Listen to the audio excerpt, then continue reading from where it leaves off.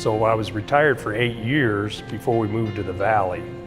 When I got here, I started looking for a job, and a friend of mine said he could get me a job as a contractor, but I had to have my airframe and power plants license and A&P license for aviation. So I looked into it and found Blue Ridge Community College. I completed the program and graduated a year later and decided that I didn't want to do contractor work.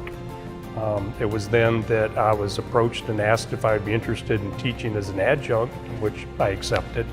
And then later on, a full-time position came up, which I applied for and was hired for. Throughout my employment with Blue Ridge Community College, I've been able to get certification in 5 different areas with machining and 3 different certifications in welding, which I think sets me as a good example for younger people that no matter how old you are, there's always time to learn something. It's always good to expand your knowledge. It's always good to expand your skills.